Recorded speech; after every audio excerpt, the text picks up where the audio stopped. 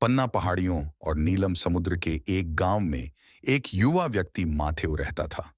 उसका दिल उसकी मुस्कान जितना ही उज्जवल और उसकी हंसी सबसे उदास दिन को भी आनंदमय बना सकती थी। माथेओ अपनी आकर्षक कहानियों और गांव के बच्चों के प्रति अपने कोमल व्यवहार के लिए जाना जाता था, जो अक्सर उससे दूरस्थ स्थानों की कहानियां सुनने के लिए इकट्ठा होते थे।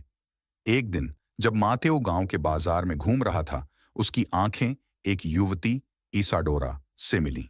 वह गांव में नई थी, अपने वृद्ध दादी की देखभाल के लिए एक दूरस्थ शहर से आई थी।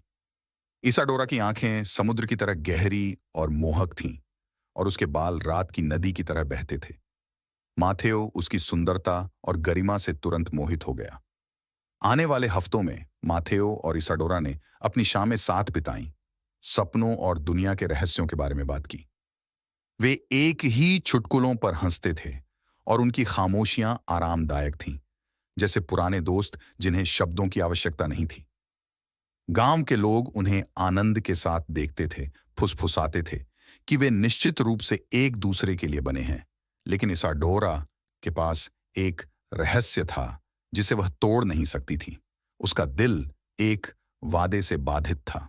अपने पुराने शहर को छोड़ने से पहले उसने अपने पहले प्यार, एक युवा व्यक्ति टोमस के पास वापस लौटने का वादा किया था, जब उसकी दादी को अब उसकी देखभाल की आवश्यकता नहीं होगी। उसने अपना शब्द दिया था और उसका सम्मान उसे इसके लिए बाध्य करता था। जैसे जैसे मौसम बदलता गया और पेड़ अपने सुनहरे पत्ते गिराने लगे, माथेओ की इसाडोरा के प्रति भावनाएं गहरी होती गईं। उसे पता चला कि वह उसके साथ अपना जीवन बिताना चाहता है, एक घर और परिवार बनाना चाहता है।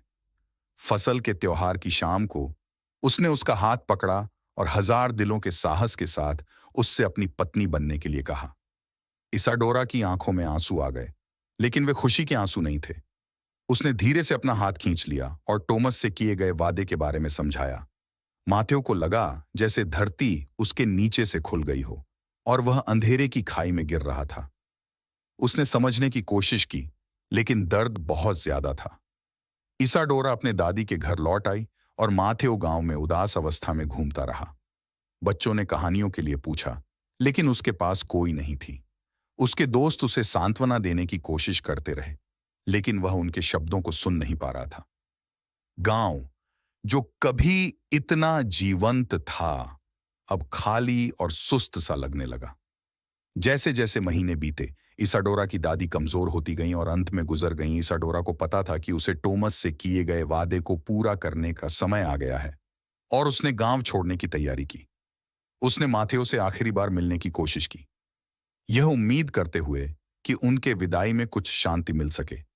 लेकिन माथेओ का दिल इस ज्ञान से टूटा हुआ था कि वह उस महिला के साथ कभी नहीं रह सकता जिसे वह प्यार करता था। इसाडोरा गांव छोड़ गई और माथेओ ने दूर से उसे जाते हुए देखा।